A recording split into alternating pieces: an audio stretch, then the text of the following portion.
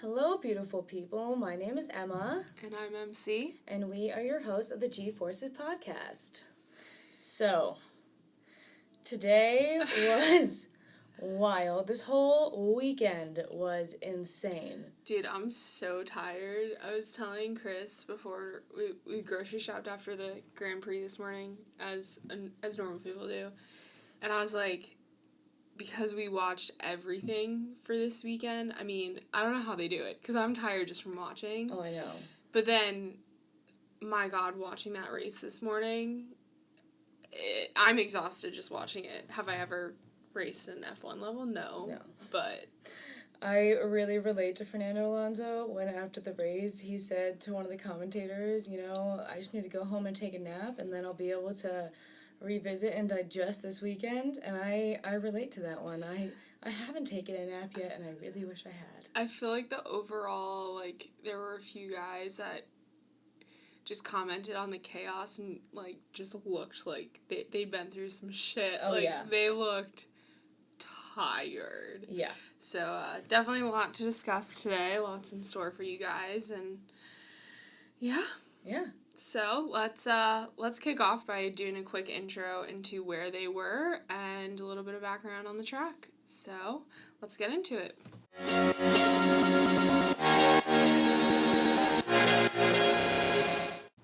Alright, so where are we, what's happening this weekend, and what's going on? So to start off, this weekend was held in Zandvoort. Zandvoort is in the Netherlands, and the official name of the race this weekend was the Formula 1 Heineken Dutch Grand Prix 2023. So the first F1 Grand Prix for this race course was held in 1952, and there were races held there, except for 1 year in the 70s, up until 1985. So this was a circuit that was used for years. After 1985, just due to a long slew of noise complaints. I mean, when we were watching today, you can see there's a whole neighborhood around it. There's homes around this circuit. So there were noise complaints about the races, but then also this is a course that is, Zandvoort is a beach town 30 minutes outside of Amsterdam, and it's built on dunes. So there were just, certain things with F1 cars. I mean, from 1952 to 1985, cars changed. A lot. And so just the circuit wasn't up to date. So that's why we didn't see Zandvoort on schedules from 1985 on. There were a whole slew of issues, and then finally in 2020, F1 brought the course and the race back. They had to change sections, they did remodels, reconstruction, but yeah, so 2020 was the first year that we saw Zandvoort back on the F1 schedule, which, I don't know, thought was pretty cool. So circuit length, so one lap for the drivers is 4.259 kilometers, or for our American listeners, 2.646 miles. The number of laps that they had to do this weekend were 72, and in total, with that circuit length, the total of miles and kilometers that they're doing is 190.5 miles, or 306.5 kilometers. So a lot of distance, a lot of time. I'll be honest, I don't know the length of other circuits, so I can't compare just as of right now because we're still learning. But yeah. So the lap record is still held. It was a 2021 record. Lewis Hamilton came in at 111.097 seconds for one lap. Me and Emma we were so confused as to why we were the only people making a big deal. But during qualifying this weekend, Max had a lap that I think was 109 something. It was 110.6. And so we were both freaking out, being oh my gosh, Max broke the record already. So we're doing our notes for this episode, and we're looking it up, and I'm like, man, this would be a big deal, with... People would be posting about this. This would be another thing for him. Yeah, lap records can only be made when you're in a race, which after the fact makes a lot more sense to us. Yeah, it does. Um, But hey, we're learning. And you know what? This is part of the reason why we started the podcast. You know what? We were paying attention. We were. We were paying attention, so we are actually paying attention to our research as well.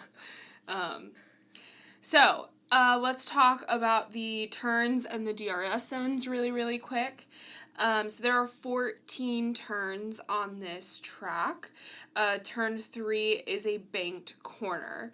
I just want to shout out something that will give you a really good visual. McLaren, when Oscar Piastri went on his, they walked the track. One of the the first days that they get there. On Wednesday or Thursday. Yeah. So they'll walk it with their engineers, similar to I feel like cross country people, even us, when we did Head of the Charles, we would row through the course at glacial pace. But they have a really good picture showing just the steepness of these turns. I think it's just a really cute, doity little picture. Because they're all just very geeky in the best way possible. But a dad took it. It just gives those eyes everyone pose. It's like a family vacation photo. Yeah, but it gives you a really good visual, and that's on McLaren's Instagram. So definitely check that out if you want to see just the crazy angles of this circuit. And then the DRS zones, for those who don't know, DRS stands for drag reduction system. So this is a whole system in the car.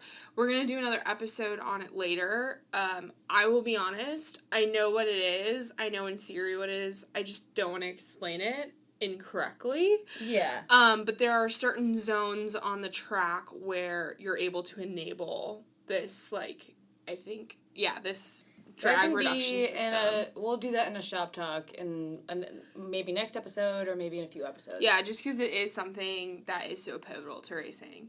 But for those who do know and understand it, DRS detection zone 1 is right before turn 10, and then the activation zone starts right after turn 10. And then DRS detection zone 2 is right after turn 12, and then the activation zone is between 13 and 14.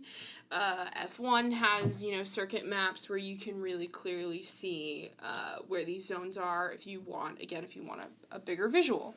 But yeah, so that is a quick little summary of where we're at this weekend, the course. And yeah, again, just a really cool fact about it is it's literally a course built on dunes. I don't know, I really enjoyed watching it here. I thought it was a really cool course to be on. And yeah, and again, the Netherlands, that crowd, they was actually insane. In the best way possible. In the best way possible, but we're so happy to be there. Rain or shine. Yeah, so it Mostly definitely... rain. I'm definitely excited to see this, continue to be on the schedule. I think it's a vibe, and it seems all of the drivers really... Enjoy it. It was Chaos Day, so I'm not sure if they're walking away excited to ever be on it again right now, but... yeah. But yeah, so that's Zandvoort, and that's where we're at. So, next we're going to jump into our quick highlights on the practices.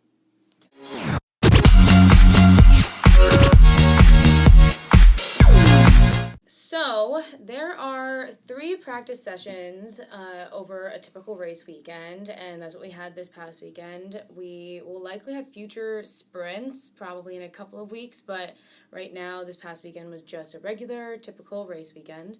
So, normally, I know there's a lot of people who just skip over the practice sessions because, again, it is a practice session, so for the teams, this is kind of your time to figure things out. But there were some interesting things that did happen this week during the practice session, so do we want to just get into the free practice one, or? Yeah, no, and I was just going to say, I think a lot of people end up skipping it because, it's on a Friday. You know? Is. The normal spectator is obviously going to be, in their work situation. Yeah. So a lot of times, the first and second practices are held on Fridays. I don't know. I think they're cool because teams just get to... it's an hour of just getting to watch them. Yeah. It's an hour that you just get to watch them do whatever. Yeah, and they end up being really important for the race weekend for the teams. Yeah. So, free practice 1. The main thing that really went down in free practice 1, there was a Ferrari reserve driver, Robert Schwartzman, who replaced Carlos Sainz in a rookie practice session. So, a rookie practice session, each driver throughout the season is required to give up one of their practice sessions before a race to a rookie driver. A rookie driver is labeled someone who has only driven 2 or few starts. So Robert Schwartzman, who again is a Ferrari reserve driver, replaced Carlos, and it was interesting getting another person's take on the Ferrari car this year because I know that they have struggled. At least that's what we've heard from Carlos and Charles, and I think Robert basically said the same thing. He said that their main goal was to work on consistent race pace, but he stated the car was really difficult to drive and the balance was off. Yeah, he got pulled into like a after practice interview really fast on F1 TV and said the car was a struggle. Yeah. And I mean, we've seen Charles and Carlos struggle a lot, and I mean, we'll get into that when we get to the race, but I don't know, to hear someone else say it, because I feel like sometimes the interviews we've seen, Carlos and Charles have been very vague about their views on the Ferrari car. Like, they haven't just come out and been like, it's a freaking struggle. Like, I feel like they're always just kind of, like, you have to read between the lines. Like, they're clearly saying the car is miserable to drive, but I don't think they've ever been outright to say it the way Robert Schwartzman was, and I don't know, I loved the candidness. You can tell that Carlos and Charles have been media trained and that Robert Schwartzman might not have been yet, or at least not to the extent that Carlos and Charles have been. Yeah. Because I don't think that either one of them would ever say anything bad necessarily necessarily about Ferrari. The Ferrari image, you know? Exactly. Yeah. And so it was nice to hear someone else agree with them that the car is definitely not the easiest to drive. Mm-hmm. So that was really the main thing that went down in free practice 1. Free practice 2, though, was the wild one and definitely the upsetting one. So Oscar Piastri and Daniel Ricciardo actually both crashed into the barrier at the start of turn 3. So basically what happened was Oscar was testing the limits around turn 3, and turn 3 is one of those banked turns. Yeah.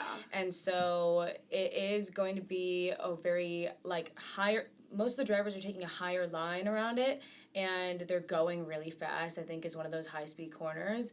And so I think that's exactly what Oscar was doing. He was taking a risk to see how far he could push the limit with it. Which is what a practice is for. And also what your rookie season is for. Mm-hmm. And he ended up crashing into one of the barriers, and then a yellow flag came up, and it came up basically as Daniel Ricciardo was coming into the start of turn 3, and so Daniel didn't really have a chance to react, and his line was going similarly to what Oscar's line was, and because of the way that Oscar had crashed, Daniel was going if he continued in his line, he was going to basically T-bone Oscar. When watching it, because we watched it happen, when watching it, you saw Danny swerve out of the way merely because it was like swerve so that the car goes into the barrier, or keep going forward in the line that I'm driving and like T-bone and possibly go over Oscar. Yeah. And so I think, I think it was a tough call. I think the timing it was a really tough situation. And unfortunately, Danny walked away with it with some damage done not only to the car but himself. Yeah. So Danny, like MC said, ended up choosing to not crash into Oscar, and ended up swerving and crashed into the barrier right before Oscar. And so it was just like the two of them right next to each other into it.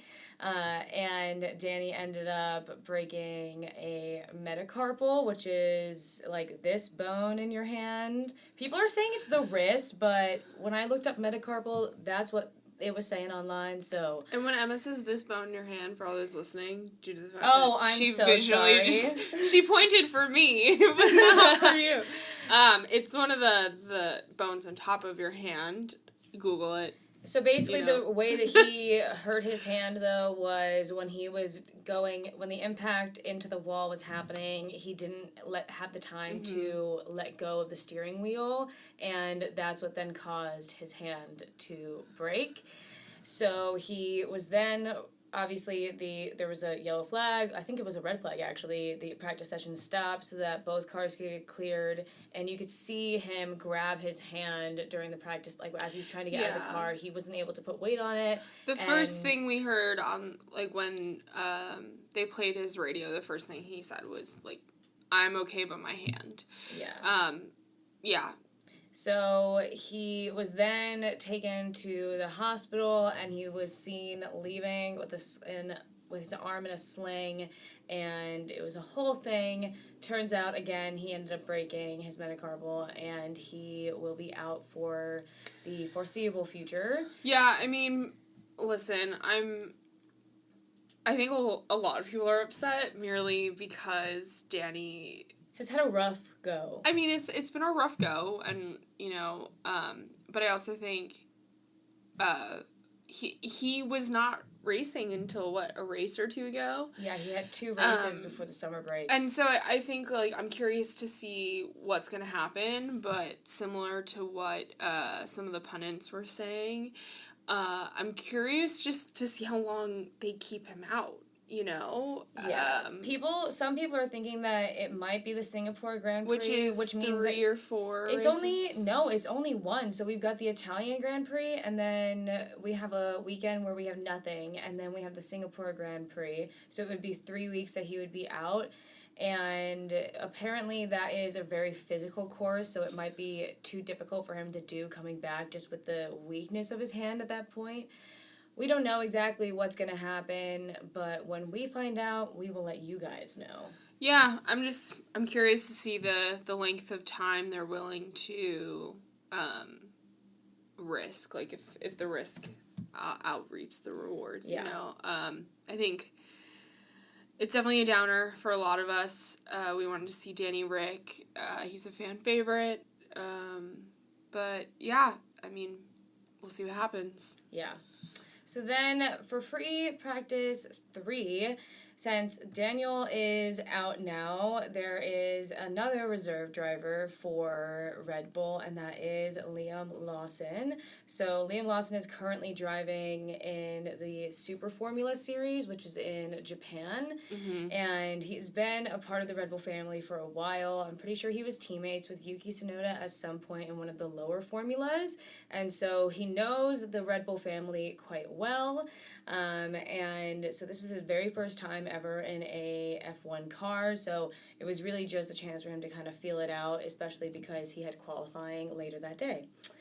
And the inclement weather during the free practice session just kind of made a lot of people struggle, so there was a lot of spin-offs, and I don't remember if there were any crashes during free. I think there might have been one, but I don't think there was any major damage to cars because everyone then was able to participate in qualifying later that day. Yeah. One of the main things that we kind of took out of the free practice sessions was before the weekend started, Williams was saying that they were really nervous because this course didn't really suit their car particularly, but in each practice session, they seemed to have really great pace, and I think that was surprising for them. But I think everyone has seen over the last couple of races that the joke of, and he did it in a Williams, it's not really shocking anymore if they're able to do well because it's consistent now that they're able to, they're not the slowest car on the grid anymore. Yeah, I mean, I definitely think that you have 2 underdog drivers who are passionate, and I mean, we heard it in the media conference on, what was it, Thursday, that Logan Sargent said, you know, he was like, there just seemed to be nerves. Yeah. I think, and I don't think it was about their performance. I think they were concerned about the way the car was going to drive on a course like this. So, yeah, it was just interesting because they did, I don't want to say down in the dumps, but I think there was a lot of caution coming from them, and to see their performance in the practices, and yeah, I don't know. I'm excited to keep watching them. I think that they have a lot of potential. I mean, we have how many races left? 11? Yeah, so 9? I'm excited to see. I believe, and I could be wrong, I believe they made a few upgrades. I think so. Yeah, so I don't know. I mean, they have, the few interviews we saw with their team principal.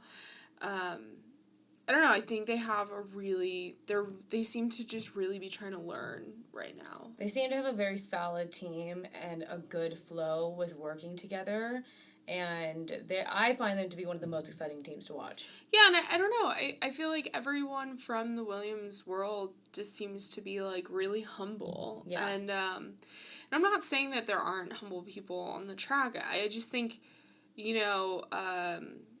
listening to them, they just seem to want to take the care and the time to explain not only, why drivers aren't doing well, but also why the car, and they explain it in a layman's terms, which makes it digestible. Yeah, I agree. And we've seen it with Williams, and we've almost seen, like, McLaren ramp up their education.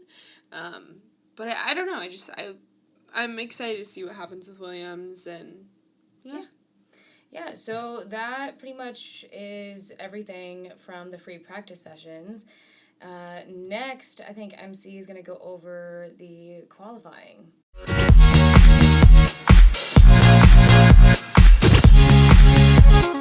Okay, yeah, so let's get into qualifying. So, lots and lots happened. I just want to give a quick rundown on how qualifying works. So there are 3 qualifying rounds. Obviously, we know that there are 20 drivers on the track. So qualifying 1, the bottom 5 get eliminated, so the slowest 5 times. And I believe the times in qualifying are done based off of, is it lap time? Yeah, it's lap time. Yeah. So those bottom 5 drivers don't get into Q2. Same thing happens in Q2. There's 15 drivers.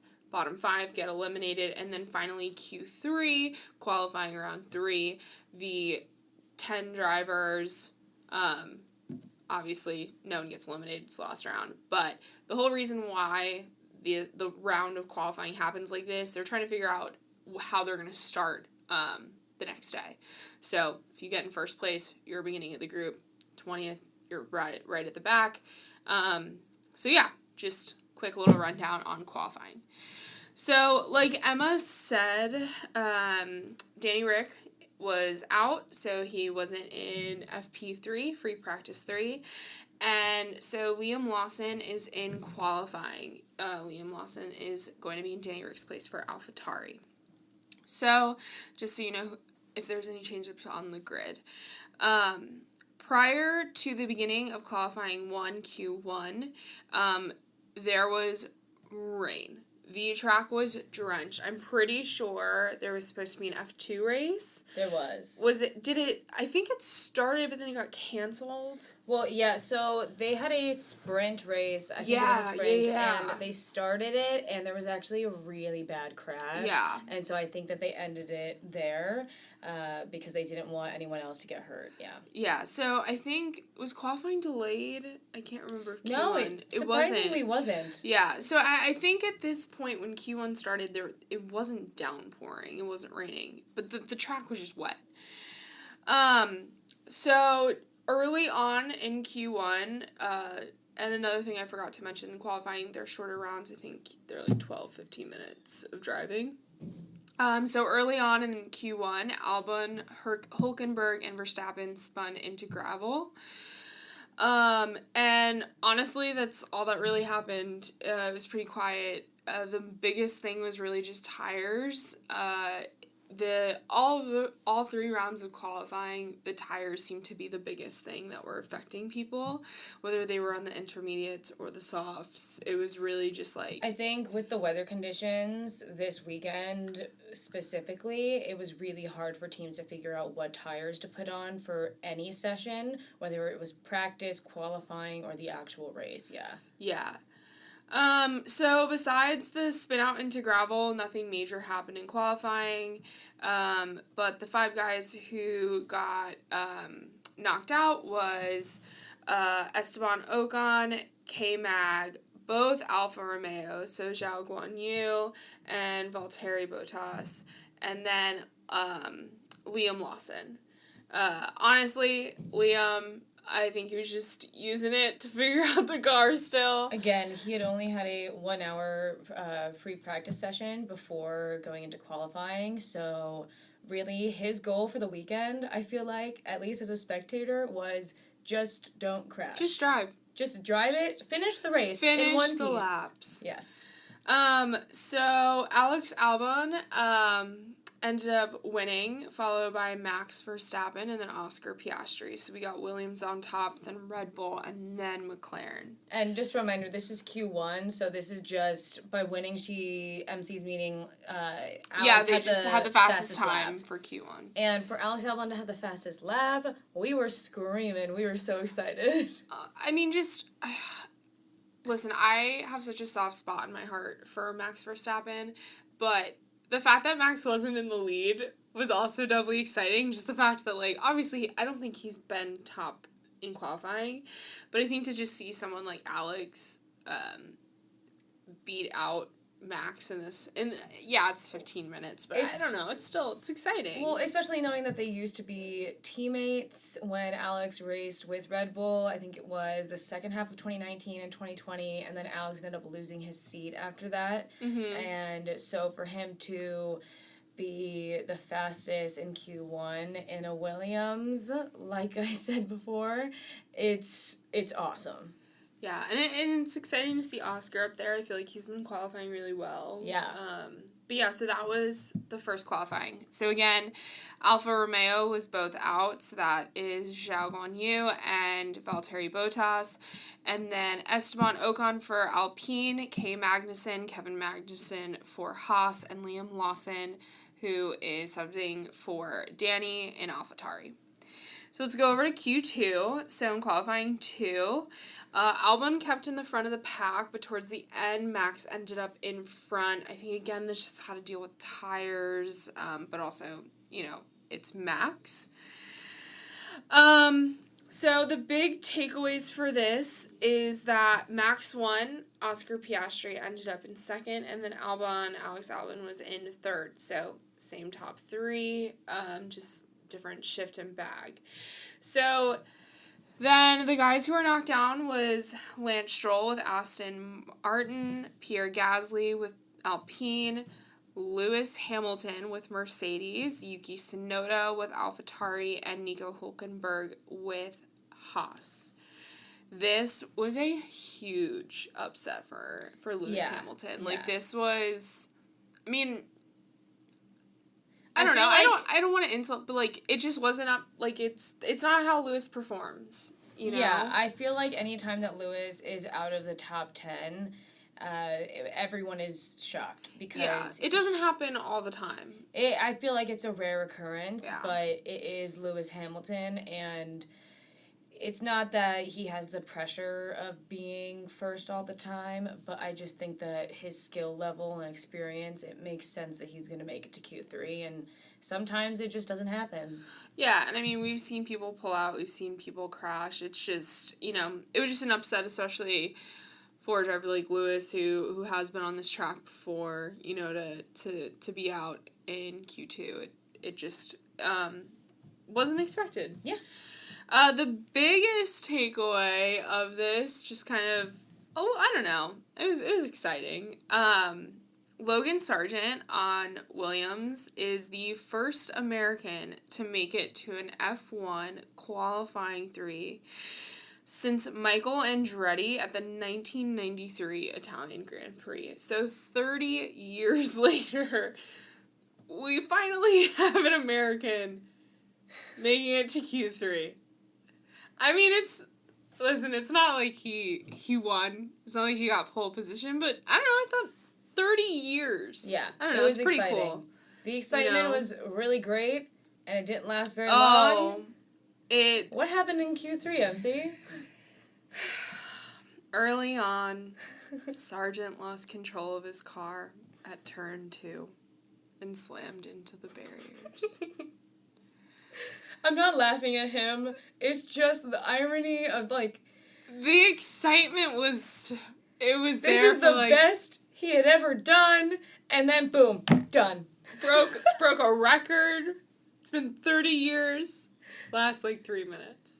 And it's... Not even. It was, a minute. I think it was the second lap. He had done one lap, and then after his first lap... Yeah, it was... Yeah. It was a rough time. Yeah, and you know what? That happens. And it does. And we were looking into kind of what happened, why the turn hit, and at this point the track was still wet. Because of the 2 other rounds of qualifying, basically when you're watching as they're driving, they're obviously heating up the track. So you'll see just where all of the F1 cars are going. They're following the same exact line of driving. So those sections are all dry because they've been driving in the same area. The other section of the track is obviously having to be dried by the sun, the external temperature, but there's nothing hitting that. So unfortunately, when Logan was taking the turn, I'm pretty sure one of his rear tires, he just took it a little wide or a little close. They hit and he just skid out.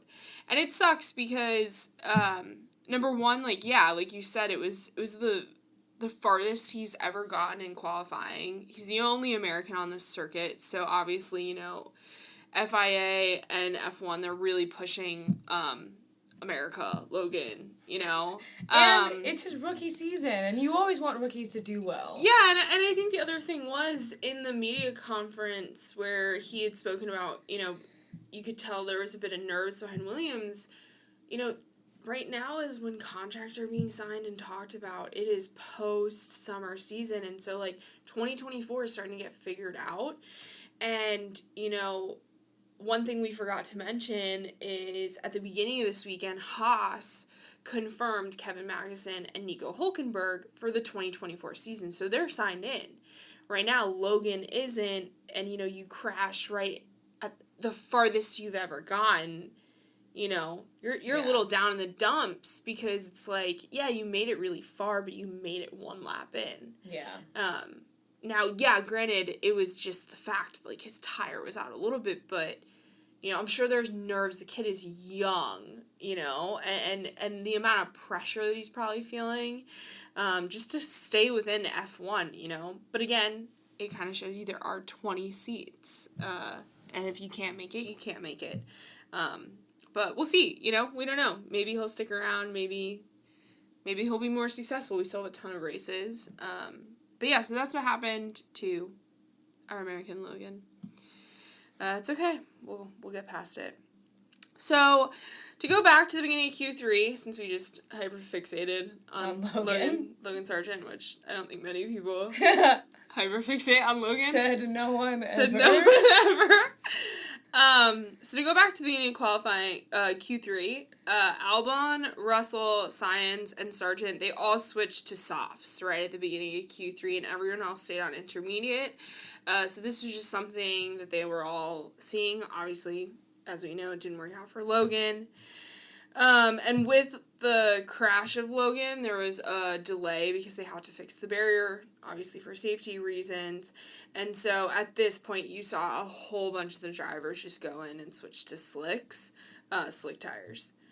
And then with 8 minutes left, we saw Lando and Oscar on top with Max in third. So we saw a McLaren domination for a hot second. And then Charles Leclerc for Ferrari spun out at turn 9. Charles. Yeah.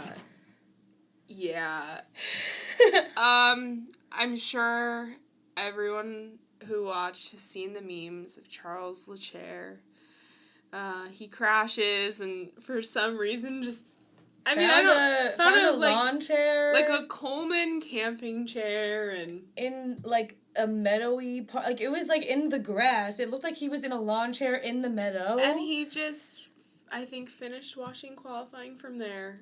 And, maybe it was better that he stayed away from the Ferrari garage, but, I think he needed a moment to himself. Unfortunately, this is not the end of Charles' struggles this weekend, but we'll get into that. Yeah. So red flags were raised yet again, and then, obviously time had passed between Charles and Logan's spin-outs.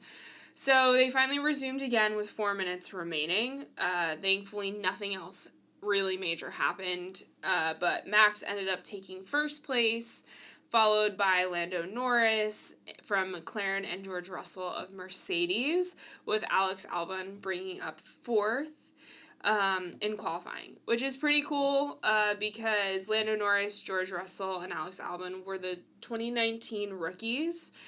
So, yeah, obviously not a top 3 finish for those rookies, but, top 4 is still pretty cool. So that is the pretty crazy qualifying. Rain, like it will be in the race, was a really big theme. And again, tires, like it really just seems like the importance of which type of tires you're on, we really saw that. Yeah, I feel like normally on a race weekend when we are talking about tires is not usually the main discussion. focus. No, but tires I feel like are discussed a lot in the sense of tire degradation. Yeah. Where I feel like this is the first time in a while that it's just been like, can you choose the right tire to be driving on? Well, yeah, so you have the side of tire degradation. Can they do 50 laps on this tire when it's literally ribbons?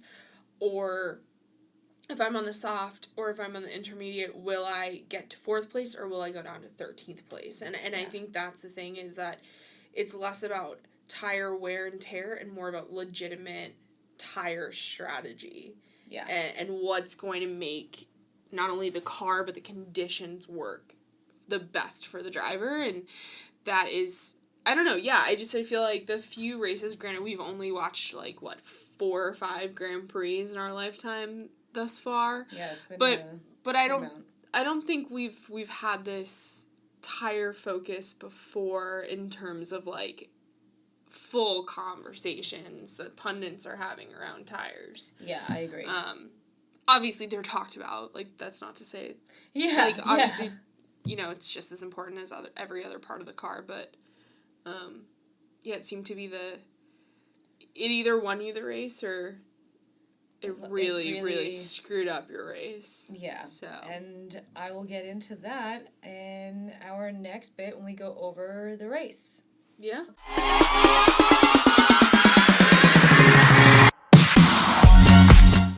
The race in general was very crazy. To start off, there were, just in general, there were several crashes, there were some safety cars, there were yellow and red flags, so there was a little bit of everything. Oh, a race that we thought was going to be, 72 laps. They're doing a lap in a minute and 20, so let's say hour and a half, a little more. It ended up being 2.5 hours. Our whole morning. Which I'm fine with. Hey, I will watch people race cars. But yeah, it was a long, long morning for spectators, drivers, teams. Yeah. Them all. I feel like the universe was basically saying, oh, it's been 4 weeks without F1, let's just throw it all at you. Oh yeah. I think they got everything except for lightning. And maybe a tornado, but I don't know. I don't think I've ever really heard of a tornado in the Netherlands. You never know. True, you never know. So to start off the race, most people started it on softs and actually had to pit immediately because in the middle of the first lap, I think it started to downpour, and people obviously cannot be racing on softs. Well, at least what we thought, people can't be racing on softs in the rain, but we were proven wrong today by a handful of people who stayed on slick tires. So Lando stayed on slick for a little bit, and then he actually switched to inters. Just to quickly interject, soft and slick are the same tires. Yeah, softs are a slick tire. Yeah. And the main person who stayed on softs for a good I think he used these tires for like half of the race. I did not know soft tires could last this long. Alex Albon. It was insane. Was it the high 30s? It was the high 30s, low 40s until he finally switched his tires. I feel like I heard 44, but I don't know if I'm just like making that number up. But it was like long enough that we were watching. I was waiting for them to take his tires off and then see it with the pit crew and his holding the tire and it just be shredded.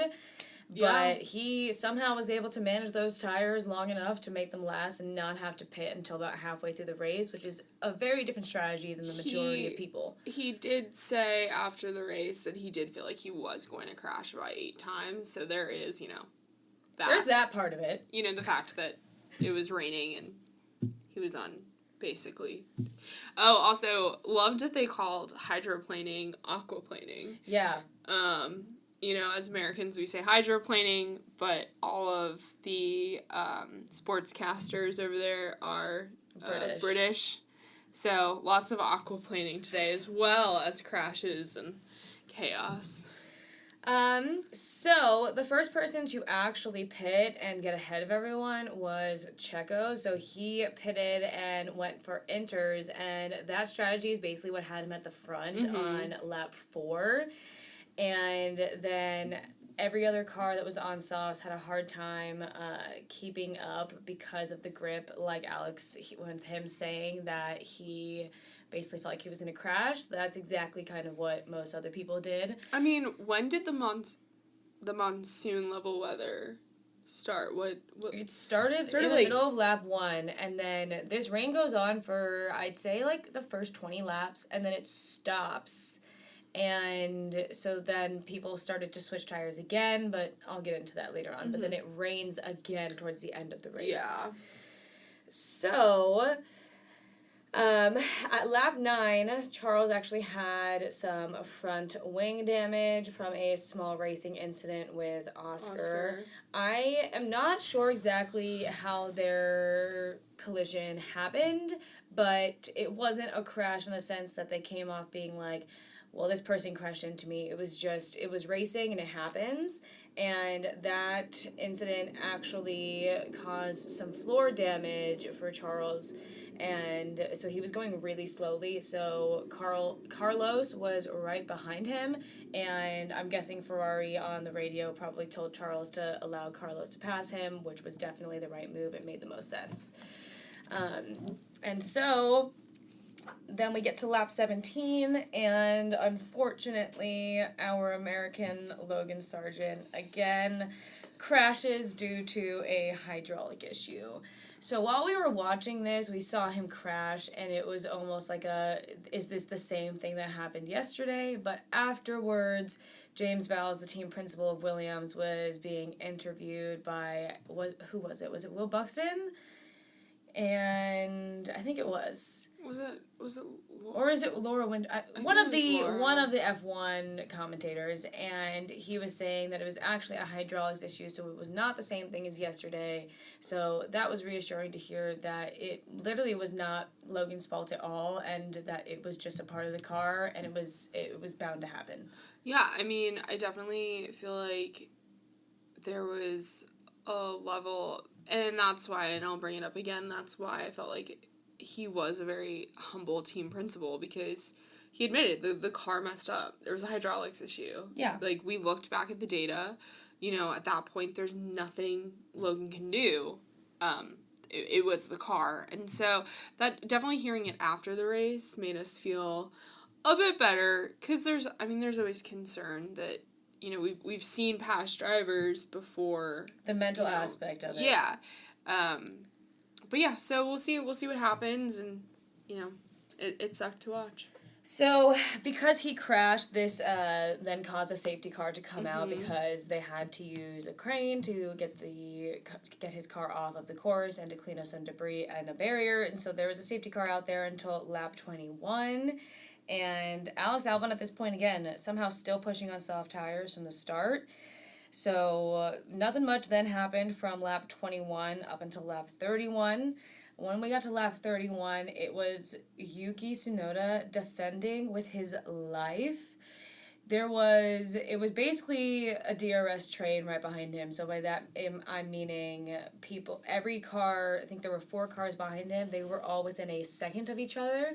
And Yuki Tsunoda was like, he was like Gandalf, basically being like, you shall not pass. Well, and he had some big players behind him. He had Lewis Hamilton. He Lando Norris in McLaren could just not get past Yuki. Yeah. And I don't think it was, anything dangerous. I think it was impressive. It was defensive driving. Yeah, I agree. But yeah, no one could get past him for a while, but you could tell he was fighting so hard, because there was no change in the time between him and the next person. Yeah. Oh, and I realized I didn't say it before. At this point, Max is obviously already in the lead by several seconds. Not as many as before. Yes, not as much as usual, but he passed Checo. I think he undercut Checo. Yeah, he did. And Checo, as he's leaving the pit lane, just goes, "Did Max just undercut us?" And his race engineer goes, "Yep, yes he did." And then Max said sayonara and just kept driving. I don't really know what Perez really thought was gonna happen. It's Max, like, at his home race. Yeah. Anyways. Then you get to lap 42, and Charles finally retires from the race. Oh my God. Charles, he was struggling. It was like in Belgium when Carlos was just struggling and at the back of the pack, and it was like, just put them out of their misery and take them out. And finally he was taken out. I think the moment that Ferrari was like, all right, you need to come back in, was when Liam Lawson, our first-time F1 driver, passed him. Third time in an F1 car, apparently. Yeah, first weekend in an F1 car. I think Ferrari was like, all right, this might be embarrassing for us, it's time to go. And they retired the car, and there was just enough damage that I don't know what data they were trying to collect, because it seemed like the same problem that happened to Carlos in Belgium, but Ferrari said, stay out there, collect the data, let's figure out what's wrong. It was painful, and it was painful watching Carlos in Belgium, and it was painful watching Charles this weekend. Yeah. And it just seems like, I understand that they want to collect data, but one, the longer damaged car is out there, aren't you just doing more damage? I would imagine.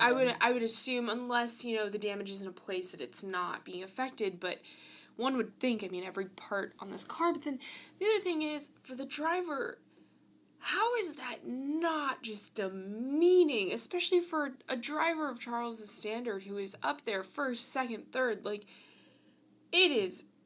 it's backbreaking what they do, but then to do it with a broken car that no matter how hard you try, it is not going to get any better. I don't know. I sometimes feel like Ferrari just doesn't take into consideration what this does to someone's drive and morale and motivation, and you can just see the defeat on them after these races where they just know they're on borrowed time. They know they're going to pull out. They're just waiting to be told. I will say, though, and you didn't make mention of this, and I don't know if you will, so I apologize for cutting you off, but Charles did pull into the pit on his own terms, which also screwed up, which also, I mean, what was it, an 8-second pit stop? It was 8 or 11 seconds. Yeah, he pulled in. I think he wanted to switch to inters, and Ferrari wanted him to stay out on softs, and he made the decision himself to come in. And so he was like, I'd rather take the extra couple of seconds with the team running around to go and get the inters than for me to stay out there on slicks and possibly crash or be even slower. And I think in the end it was probably the better decision for him, but unfortunately the car damage was too much. Yeah, it was a rough pit stop to watch, and one that He was not alone in a rough pit stop. There were some others. Yeah, but yeah, so hopefully, fingers crossed, Ferrari needs it better in Monza. Yeah. So then we get to about 60 laps in, and it started to downpour like monsoon so bad, and everyone went back to inters except for Ocon, who actually switched to wets, and he was freaking out that it was a bad decision. Oh, he wasn't freaking out. He was livid on Turns the radio. out, I think it was probably the best decision because I think he was the only one who had some decent grip for the, like, one lap that they had out on track after that. They all went out back trying to drive again, and it was so bad that there were several people who were spinning off. So Checo actually spun off at turn 1 at 63 laps in. He didn't have any damage, so he came back on and then went to pit for new tires. And while he was actually in the pit, a red flag was raised. So Zhou Guanyu actually crashed at turn 1 as well. Ugh. And it was a bad crash. Luckily, he walked away completely fine, but I think he was going like 19 Gs, and he crashed into it, and it was a tough impact. But then that's what caused the red flag to come up, and several others actually spun off as well, but luckily nobody else had any damage. So we saw a video of Lewis spinning off. I saw a video of Yuki spinning off. There were several cars. I think like Valtteri spun off as well. Like, it was not an easy time out there for the 1 or 2 laps they were out. Yeah, and someone said while the race was going, if it wasn't Zhao, it was gonna be someone else. Yeah, it was a matter of time. They couldn't have stayed out there for any longer. And the sad part was, I think the racers and the teams were really just waiting on the FIA to call. I think, unfortunately, it took Zhou crashing for the red flag to come up, and then for the rest of the race to be delayed inevitably. Yeah. So, everyone then, during a red flag, you have to pit, and so after about 20 or 30 minutes of the red flag, the race then started again, and at that point, the starting order is basically what happened, what the order of the grid was right before the red flag came up, so right before Checo went into the pit, and so just to give some context, I think it was Checo who then started third on the grid, and Max obviously first. But then the restart of the race was at 65 laps in out of the 72, and they were behind a safety car for 2 laps. And then once the safety car went in, it was pretty exciting. We were saying, like, everyone is about to go balls to the walls insane, and we thought it looked like Fernando Alonso was about to full send push Max. I mean, it was faster than a sprint race. I mean, it was 7 laps. It was 7 laps. No, so, it was 5 laps. Yeah, so I mean, at that point, especially after that rain, they're getting out there and they know, like, this is it. There's nothing else we can do. I've got 5 laps left. Let me keep the gap to Max as short as possible. Yeah. And Fernando even said in a post-race interview that he thinks that he probably could have even kept it a little bit closer, which would have been really exciting.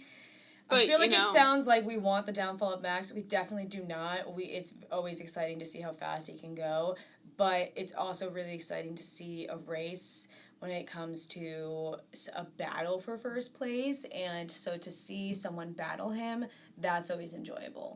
I mean, definitely the race conditions changed the gap. I mean, you have a safety car, you have them literally stop the race, so the race, like, the gap that Max has been able to sustain, the 18-20 seconds between him and second place, you didn't see that this weekend. You know, I think the biggest gap we saw was 6 or 7 seconds.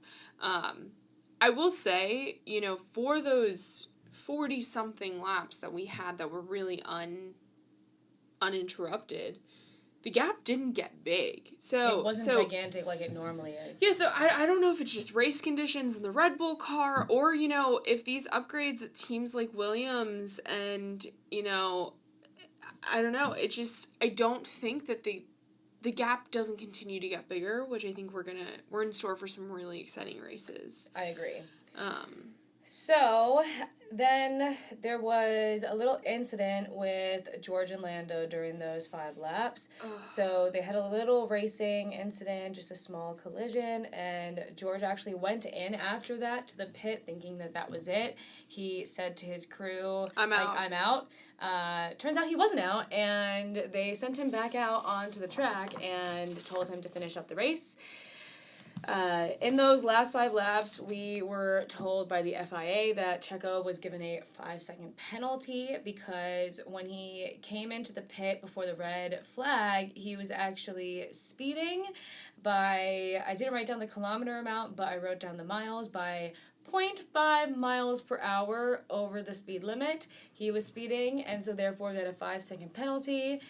And I hate to say it, but I was cracking up when I heard that that's how much he was over, and that means the FIA were being real sticklers and they're really watching it. But it's about safety, so that's why they had to do it. I mean, we've seen other drivers get the same exact penalty. I mean, we saw Charles a few races ago. I mean, we saw Pierre Gasly earlier this race. During the race. Yeah, he got that 5-second. He waited it out in the pit lane and went on. When conditions like this, when you see how wet the pit lane is, I mean, you're not getting that same speed, that same heat that the racetrack is getting. There's so much more. There's human bodies. There's electronics. I'm sure there's things that you hit that, you're screwed. And these pit crews, they're just standing there. So, yeah, it's 0.5 miles per hour, but, it means a lot in the end. Yeah. So, because of that, Pierre just had to be within 5 seconds of him, and at this point, Pierre was 4th, I think it was, but he was only a second or 2 behind Checo, and so he actually ended up finishing within those 5 seconds. He was like 2.5 seconds behind. Yeah, Perez. So the podium order ended up being Max in first, P1, Fernando Alonso in second, and Pierre in third. I'm just going to quickly go over the rest of the order. So Checo came 4th, Carlos 5th, Lewis was 6th, Lando was 7th, Alex was 8th, Oscar was 9th, Esteban was 10th, Lance 11th, Nico Hülkenberg 12th, Liam Lawson was 13th, Kevin Magnussen was 14th, Valtteri was 15th, Yuki 16th, George 17th, Joe 18th, Charles 19th, and Logan 20th. So, the finishing order, very different than the starting grid order. The starting grid order basically meant nothing the moment the rain started coming down during that first lap. But that's kind of our review, recap-ish of the race. And I think now we're kind of going to get into our thoughts on the race, some extra stuff that we wanted to talk about.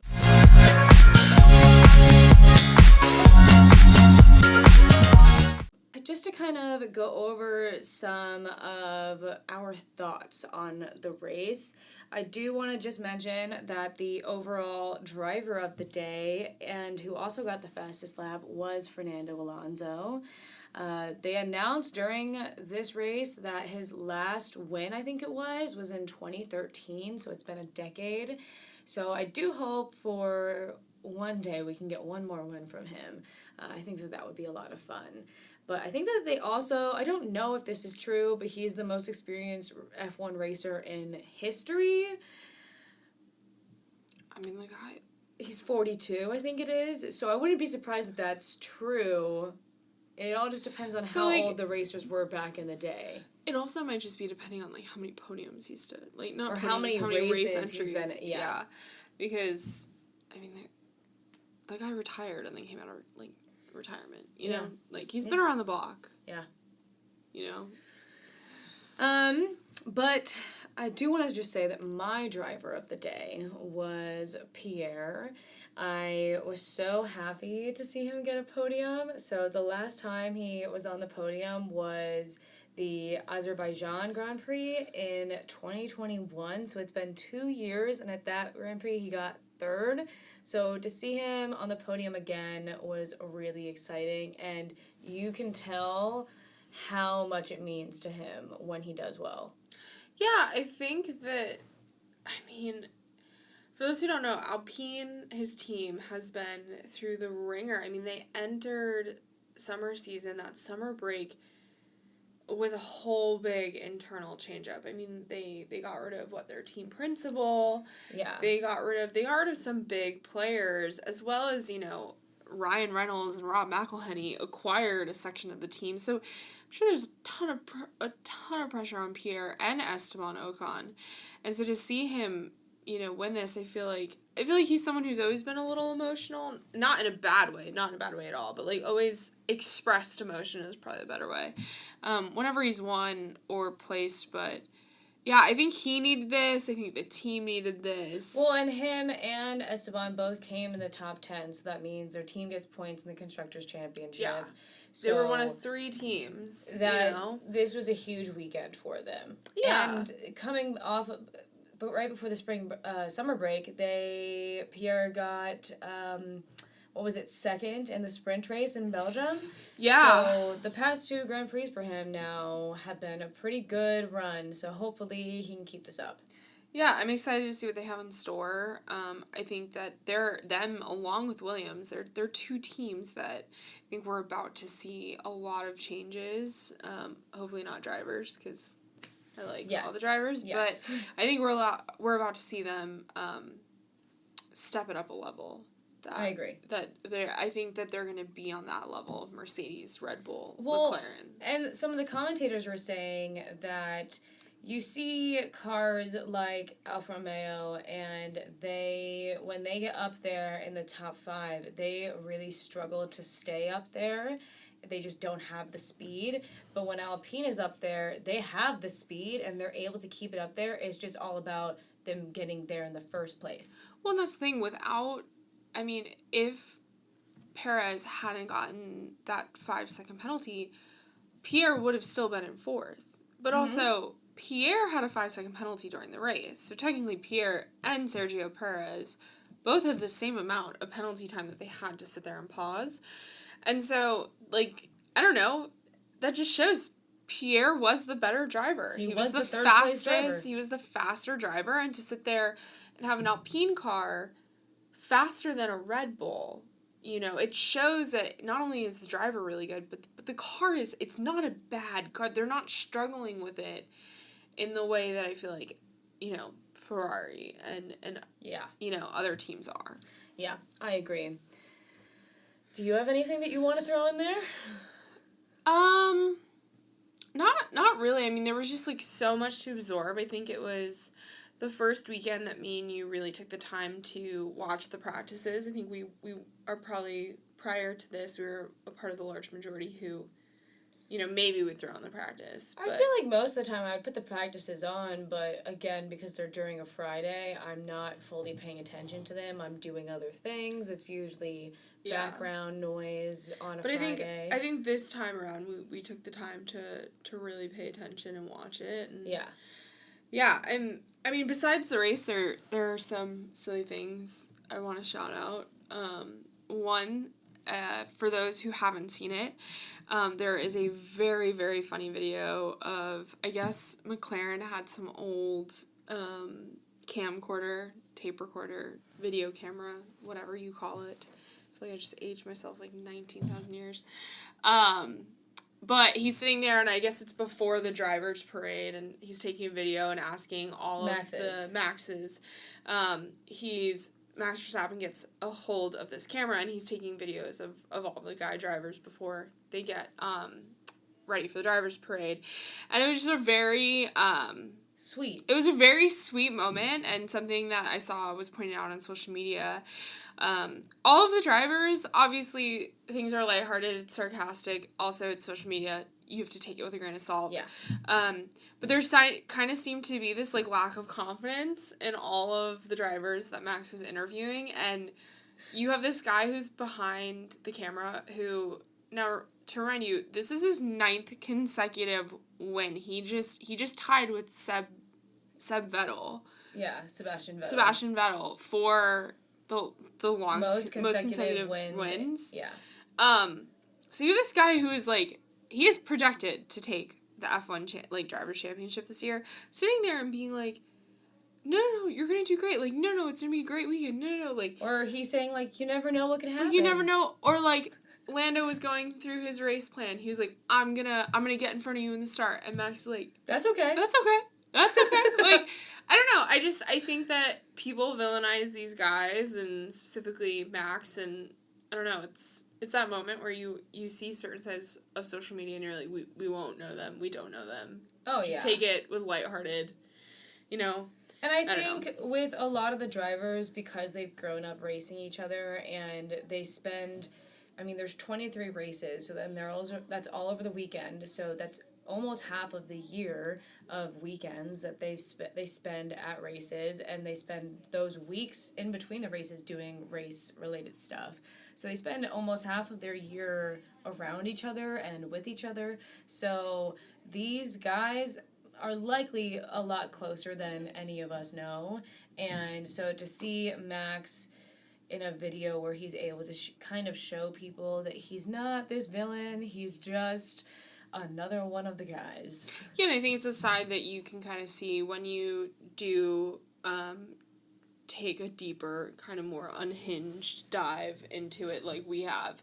That you kind of see, you see moments where a show like Netflix's Drive to Survive, like you see where the reality TV of it comes out, especially I'm curious to watch next season, knowing that we've seen the races, but that's another conversation. But yeah, so that's that video of Max. I think McLaren posted it on TikTok. But that's just a cute little video that I thought was really sweet that came out of this race weekend. And then another social media highlight. Do you want to highlight or do you want me to? Are we the Aston Martin thing?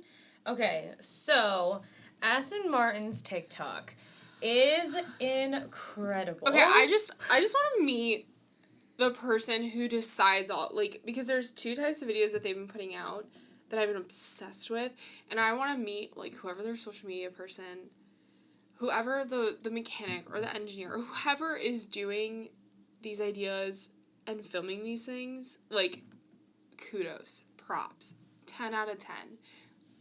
Absolutely lovely social media content. They're so aesthetically pleasing. They hit the trends. They know what they're doing. And I even saw, I don't know if she's their social media manager or what, but there was a Aston Martin woman who works for them who was being interviewed by, I believe her name is Tony. She has a TikTok. It's all F1 related stuff.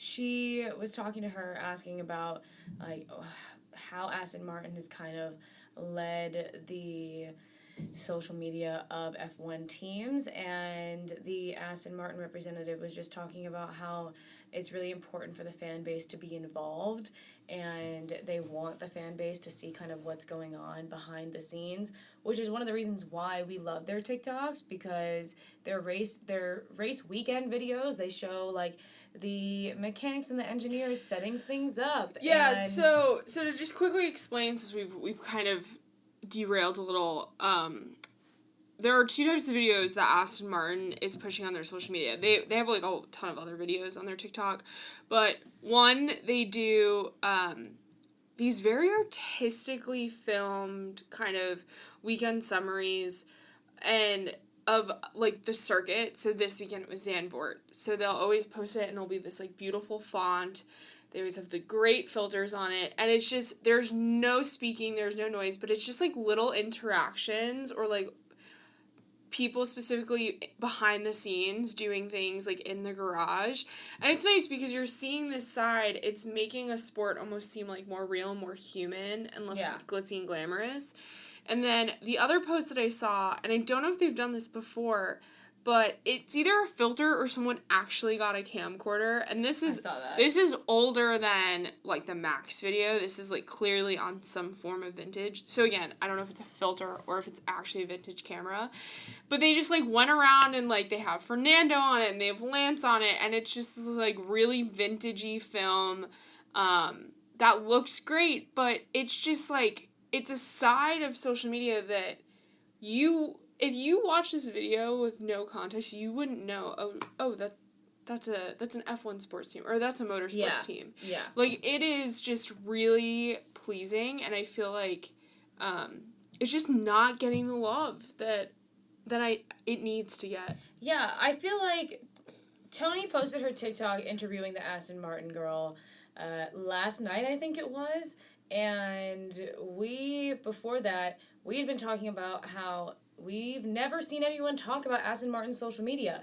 Like, last night was the first time I saw anyone mention that Aston Martin's TikTok is great, and we don't know why it's not getting the hype it deserves. Yeah, just, if there's nothing you take away from this episode, please just take away to go and look at the Aston Martin TikTok. That's all I need you to do. Just give it a like. Click on the one that says Zandvoort, that has the pretty font. And just watch it with headphones, because the music, whoever picks the music, it's perfect. Chef's perfect kiss. Choice.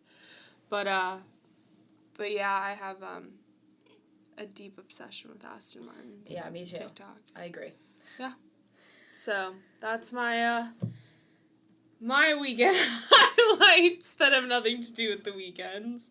My last one that I wanted to go over, which you mentioned a little bit, was, again, Max equaling Sebastian Vettel's record of most consecutive races won, with 9 races now in a row. Max has won. Hey, Emma. And, yeah. Can you quickly, in 3 sentences, explain, for those who don't know, who Sebastian Vettel, aka Seb, is? The GOAT. No. I'll explain a little bit more. So Sebastian Vettel is a former F1 driver. He retired, was it last year? Yeah, it was last year he retired. And he raced for Red Bull 15 years maybe in total. Yeah. But he started his career off, I believe it was at Red Bull, and so 2013 was, I think, his first time winning. Or it was one of those times where he won the World Drivers' Championship, I think it was 3 times or so. It's like 3 or 4 times. And Red Bull Seb is considered prime Seb, and he was unbeatable. He was Max Verstappen before Max Verstappen knew what he could do. Mm-hmm. And he was incredible, and then he ended up going to Ferrari, and there's this amazing audio from the first time that he ever won a race with Ferrari, and whenever videos with that audio come up on my TikTok, I literally get brought to tears. Oh my god. Because he is so happy to have won with Ferrari. Ferrari was like his dream team. Oh my god, are you I'm literally getting now? teary-eyed right now. But he was also very good friends with Michael Schumacher, and Michael Schumacher it almost seemed like a father figure to him. And so his last few years, Sebastian Vettel's last few years racing at the F1, he was on Aston Martin's team, and he was on Aston Martin the same time that Mick Schumacher, who is Michael Schumacher's son, was racing for the Haas team, and it was really always sweet to see videos and photos of them two interacting, almost like how Seb is now the father figure for Mick. And so, but he's just, overall, besides, it almost goes like Seb Vettel, Lewis Hamilton, Max Verstappen, in terms of who is the leader on the track. And so, yeah. Obviously, Lewis hasn't, I don't know how close he's gotten to this consecutive race win record, but Max has tied it this weekend, so I definitely think Max is going to shatter it. I would not be surprised if Max wins next weekend in Monza. Yeah, one of the commentators said today, I think it was it Will Buxton, said something along the lines of, like, however many races are left, there's a potential that Max could have 18 consecutive in a row. Yeah. And the only reason why he wouldn't have 18 consecutive wins in a row is if something wrong went with, like, if something happened with the car. And that's just, like, I mean, I'll be honest, yeah, the front of the pack, in a sense, like, people are, like, frustrated that Max is winning by these great lengths, but I think it puts that, like, second and third spot, I don't know, I feel like the middle of the... And in the middle of the pack, like, the focus is there on drivers that if it was a 1, 2, 3 fight every race, I feel like we wouldn't get that. Whereas you're getting these middle of the pack attention because I feel like that's where people are more focused. Yeah. Not as an insult to Max, not that people aren't paying attention to him, it's just sometimes it feels like he's reading a book while driving. That's how far ahead he is. Yeah. I mean, sometimes he literally is like, do you want me to come in for pit stop practice? Yeah. Yeah. But, yeah, no, that was really cool to see Max equal Sebastian's record. And I hope that Max is able to shatter it. I know that Max was talking about how Seb had messaged him being like, I think it was after 5 race wins, something about, like, I hope you are able to beat my record or something like that. So it's really cool to see that, and we'll see what happens this upcoming weekend. So yeah. I think that is the end of our Dutch Grand Prix review. It was a crazy one. Recap, yeah. It was, I'm tired. It was a lot. Like, it was chaos and goodness and sadness. And, yeah, if you haven't watched it, go check out the highlights. Go watch it if you can. Know that you will have about a 30-minute break, intermission, in the middle. Yeah. But, yeah, next weekend is the Italian Grand Prix. We'll be posting probably one episode before the Italian Grand Prix just to kind of go over the driver of the week who will be someone related to that Grand Prix and some other aspects before we get to it. But for now, I think that's all. Yeah. Make sure, again, to always like and subscribe, and definitely check out our social medias. And if you want to watch us on a video format, we are uploading YouTube videos now, so make sure to check those out. And I think that is all. Yeah, I think that's a wrap. All right. Bye, guys. Bye.